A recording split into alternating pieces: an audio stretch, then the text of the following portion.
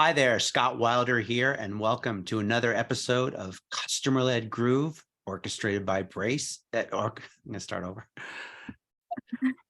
Even I mess up. Hi there, Scott Wilder here, and welcome to another episode of Customer-Led Groove, brought to you and orchestrated by Brace and part of the CLG campus. Today I'm with Anastasia Pavlova. Welcome. Thank you, Scott. It's a pleasure. So the reason we wanted her on the show today is when I was at Marketo in 2014, 15, 16, 17, I focused a lot on retention related and customer facing activities. And even then, I believe that me and my peers and I didn't really have a very strong data-driven approach to things. And so from the bleachers, I was watching our MOPS team, our demand gen team, that Anastasia was managing, and I was really impressed with what they were doing. And so today we'll get into a little bit about, how to think about that when it comes to customer-facing programs. But before that, tell us a little bit about your journey. My journey, oh my. Well, I've been around the block quite a bit. I spent the first 10 years of my career in B2C tech, so marketing software products to consumers. And the pivoting point in my career was when I joined Marketo back in 2014. So that's when you and I met, Scott. I joined as a senior director of demand generation, and my first charter was to build a customer demand gen strategy. And it was really a pivoting point because I learned everything about modern revenue-driven marketing at Marketo and content marketing and demand generation.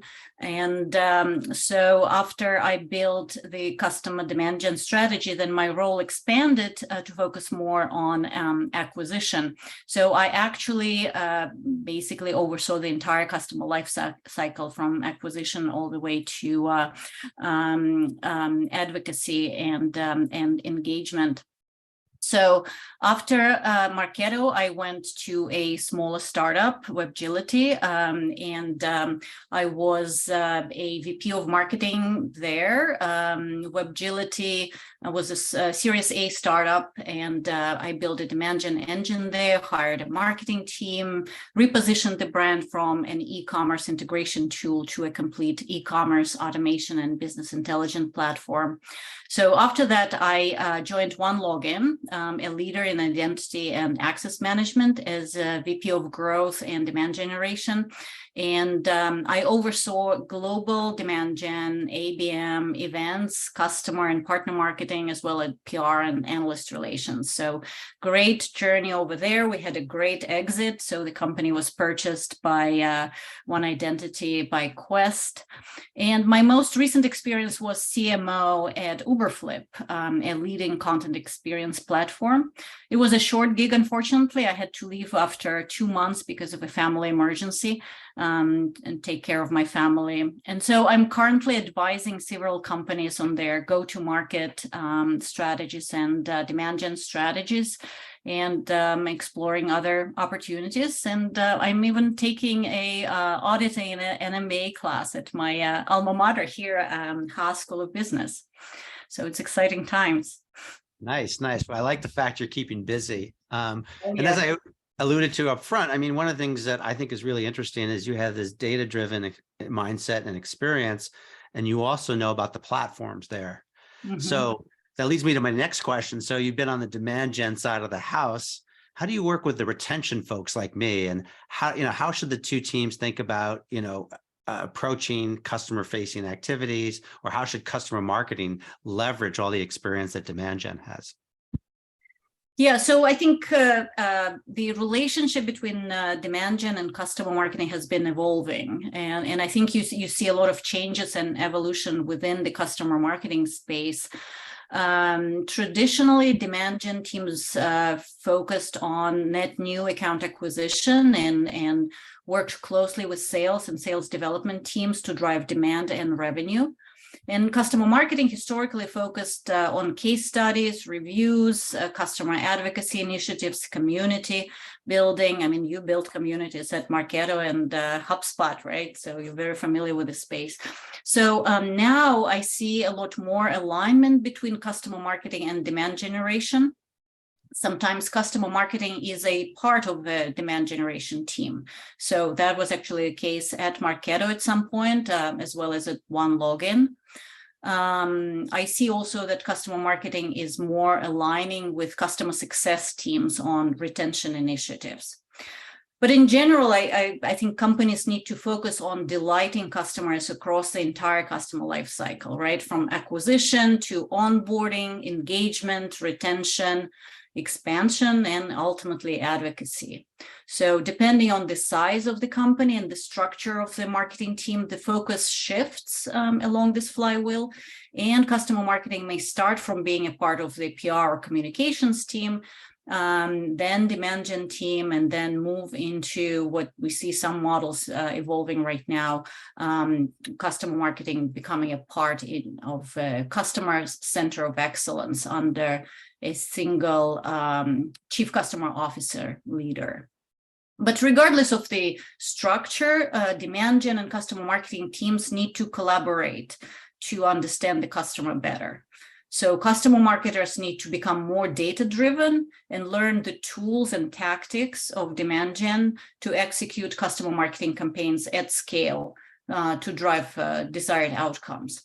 So for example, a customer marketer can benefit from demand gen by leveraging such concepts as account scoring, account prioritization based on various criteria such as, revenue, account size, health score, engagement.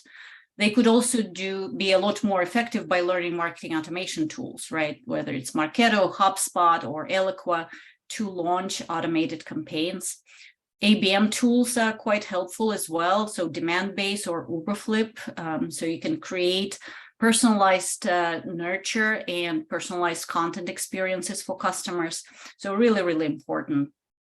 And on the flip side, demand gen marketers can benefit from customer marketing insights about the customers to create better messaging and leverage customer case studies in their multi-channel nurture.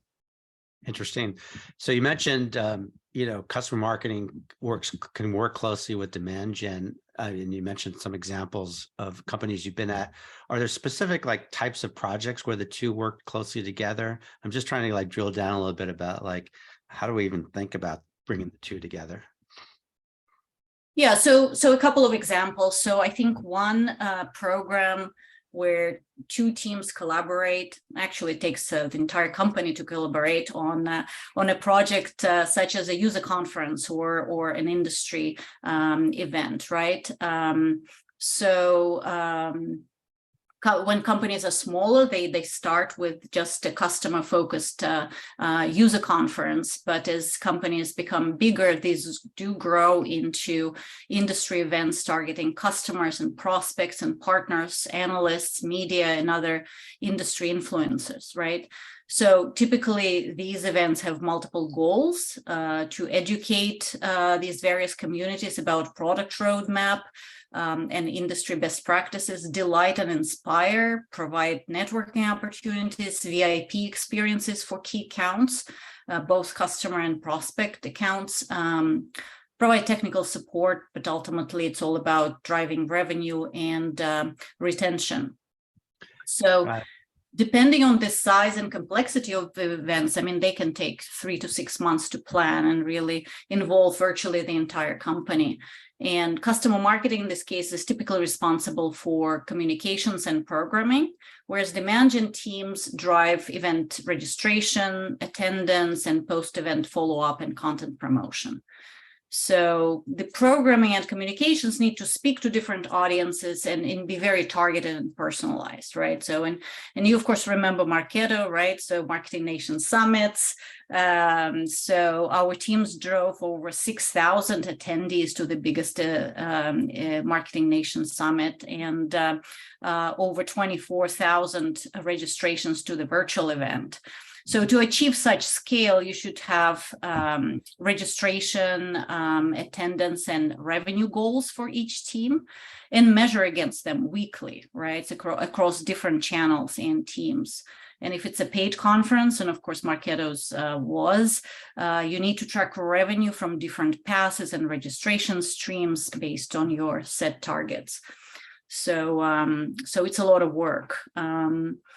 Another example of a program where kind of both customer marketing and demand gen can collaborate on is cross-sell and retention nurture.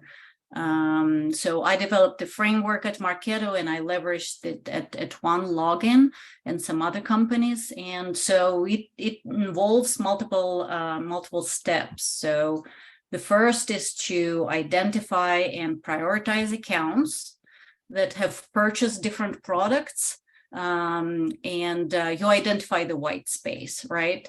So you can think of creating a conceptual map where you group and prioritize accounts that own and don't own certain products. And then ideally your revenue operations team builds this map in your CRM system or marketing automation system. So accounts that haven't purchased certain products become targets for cross-sell. So assuming they have successfully onboarded and have been using your solution for at least a year. And accounts that score low on product usage become targets for retention campaign. So the next step is to create content that would help you drive awareness for products. So this could take form of case studies or white papers, how-to videos, tips, email campaigns, etc. So typically you collaborate with product marketing and the content team, documentation, and CSMs on that. And then, of course, you launch the campaigns, right? So targeting is really, really important here. So once you know what content needs to be targeted to which accounts and people, you can test different types of programs. So nurture campaigns with links to content or webinars, user group meetings, live or virtual demo days, and so forth, right? Some content could also be delivered contextually within your product. So this I find the most useful, right? Because when you are working on a certain task and you encounter an obstacle, if there is a video tip or tutorial that magically appears in front of you with tips on how to get it done, I mean, this is priceless. So the next step is to measure, right? So so metrics are really, really important here. Some success metrics for retention, early on you measure engagement with your content. So again, number of content downloads or webinar or event attendance, etc. But you also need to think about, are you growing the number of advocates or brand ambassadors as a result of your program? Are they agreeing to do a case study or be a reference for your product? Are they interested in speaking to you on a webinar or event? But most importantly, find the metrics that matter to your customer success team, right? And align to those. Having shared metrics is really critical for the business and the success of your program. And so if you are a lot more advanced, have tools such as Gainsight, for example, you could track account health score and any changes from red to yellow or green before and after your program. And then, even more business metrics such as account renewals, revenue retention rates. Are they paying the same amount or more when they renew? Are they buying any additional products? So things like that. And for cross-sell metrics are more similar to those demand gen marketers use for acquisition. So you track product MQLs, cross-sell opportunities, pipeline, and revenue from closed deals. And the last step is, of course, to optimize based on the results. Amazing. So we should collaborate. Well, you should write I think we should collaborate on the definitive guide. That should resonate with you, that term. That's right. Definitive guide to Anastasia's, how to be data driven. It's, Happy to do so. Yeah, if people are interested, I have some old presentations on my LinkedIn, from the Marketo days when I discuss some of the customer marketing and customer demand gen strategies. But happy to collaborate on the definitive guide, or if people can have questions, they're welcome to connect with me on LinkedIn. So no, a wealth of information there. So, but I'm Scott Wilder. I'm early in my career. Like, where do I start, or what kind of metrics should I be looking at first? My boss says lifetime value and all that stuff, but where do I start?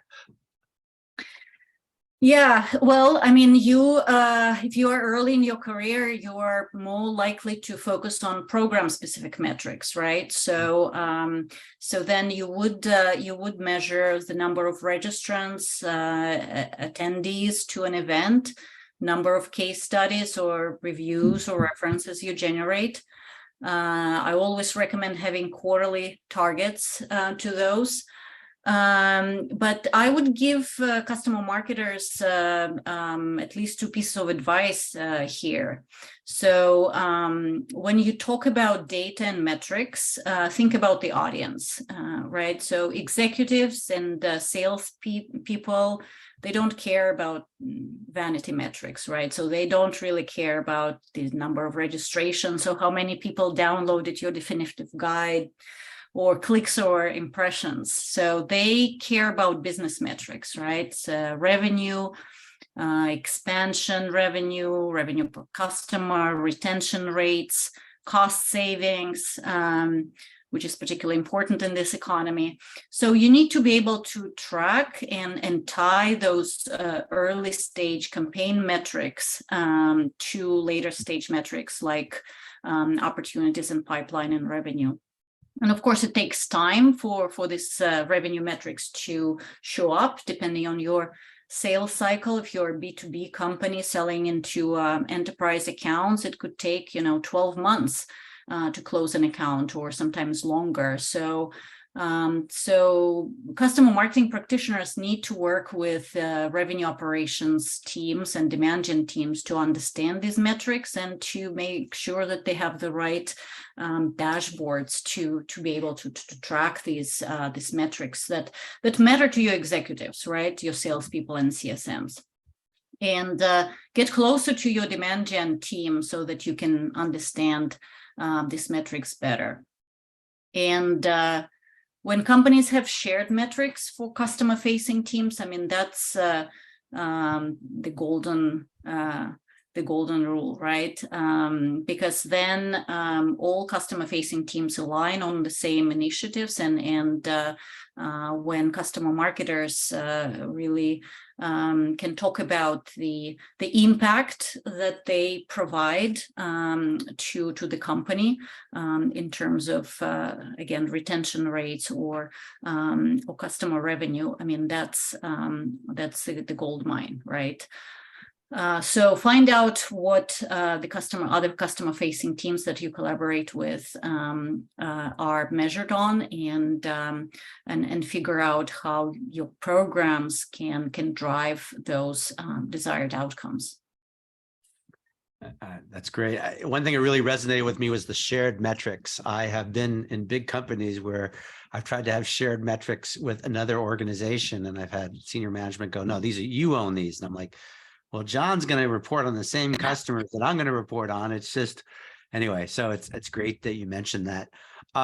Just a few more questions, because I want to be sensitive to everybody's time. Based on your experience and where you are today, what opportunities do you see for the customer marketer? What are the things that we can do, or anybody in a customer-led growth position? What can we do better? Yeah, that's a great question, and again, it's interesting to see how this whole category and function is is evolving again to more alignment with demand gen teams, more alignment with customer success and other customer facing organizations. And we see these customer centers of excellence emerging. I think regardless of the model or the structure of the marketing and customer facing teams in this economy with tight budgets and headcount, it's harder for companies to acquire new customers. Therefore, the focus shifts to current customers, because acquiring a customer costs 5 to 10 times more than retaining one. So that's according to eMarketer. And just a 5% increase in retention yields profit increases of 25 to 95%. So that's Bain and Company stats. So some kind of tips and takeaways for customer marketers are, number one, become more data driven and learn the tools of the trade, right? So make friends with your operations and demand gen teams, learn about funnels and customer journey, scoring, campaign attribution, influencing opportunities and deals, because the easiest way to prove impact is to quantify your revenue impact. Learn how to use marketing automation tools, ABM tools, and other tools of the trade. So the second tip is to educate your executives and internal teams about what customer marketing is, right? And its impact. So the value you bring to customer facing teams and your customer base. So understand that and really educate the other teams. So you can try lunch and learns by yourself, or even better if you join with customer success or account management peers, right? Get them involved and help you validate your impact. Number 3 is educate your customers about the benefits of becoming advocates or ambassadors, right? So what's in it for them? So whether it's swag or red carpet treatment, exclusive VIP experiences, events, meetings, meeting your executives, various speaking opportunities, building your personal brand of, fast tracking careers. I mean, we did all that at Marketo, and so I'm doing it even now. So very important. Number 4, so focus on quality, not quantity. So do not try to do it all, even when you are under pressure to do more with less in this economy. So you will end up being spread too thin and doing really mediocre job at best. So instead, focus on testing, measuring, and investing in programs that drive the best results. And my last tip, we see very few CMOs that come out of customer marketing still, right? So if you envision or you aspire to become a CMO one day, envision your path. If you want to grow into a CMO, then you need to gain experience in other functions within marketing. So product marketing, demand generation, learn about other functions, right? So customer success, support, sales, product, it's really important, because the CMO is a generalist role, and you need to understand how all these different functions work or how to collaborate with your peers in those functions. Tremendous advice. The CMO, I'm actually rebranding it. I'm calling it the customer marketing officer, right? So it's more politically acceptable. And then also it has the customer name in there. So being sensitive to everybody's time, is there anything that I haven't asked you today that you're like, Wilder, why didn't you ask me? Well, I think we've covered wealth of information here. Again, if people want to reach out to me, I'm available on LinkedIn, and if companies are interested in helping me helping them to strategize about either customer marketing, go to market, or demand gen strategy, I'm happy to help. So yeah, thank you, Scott, for the opportunity to be on this podcast. Well, I learned so much from you and your team when I was at Marketo. I was like, we got to reconnect and we got to talk. The last question I like to ask everybody is about their who's influenced them, or who or what has influenced you, whether it's a leader, whether it's a podcast. I know this will be there someday, or whether it's an article. Like, what has really helped you with your professional career? Yeah, definitely. So there's a wealth of various podcasts. So I definitely keep up with what's happening in the industry and functions by listening to tons of different podcasts, and kind of depends on the area of expertise people, what people are interested in. But I also want to mention Heidi Bullock. You, Scott, remember her? She was my she was GVP of demand gen at Marketo, and my boss there. Now she is CMO at Telium. I learned a great deal from Heidi about demand gen and generally about managing teams and how to run a tight ship. She also has a great sense of humor, and even in the most difficult situations, she could find a way to laugh and have fun. She was a great boss. She challenged me, let me run my team and my project without really interfering, but I also knew that I had her support when I needed it. So definitely wanna mention Heidi. She's a great leader. It's amazing how many people went to the Heidi school and learned a lot from her. I see it on LinkedIn, people getting promoted who, were on that team. It was an amazing, the MOPS team, the demand gen team at Marketo. Amazing, amazing team. Anyway, I want to thank you for your time, and it was great having you here. Thank you, Scott. I really enjoyed it. And I'm going to wrap up here. So thank you again for joining me and Anastasia on Customer-Led Groove, part of the CLG campus. I always end this by saying you can find us on Apple, Spotify, Google, and Alexa, but you don't have to like us. Just listen and play it forward and share it with other people. Thank you. Thank you, Scott.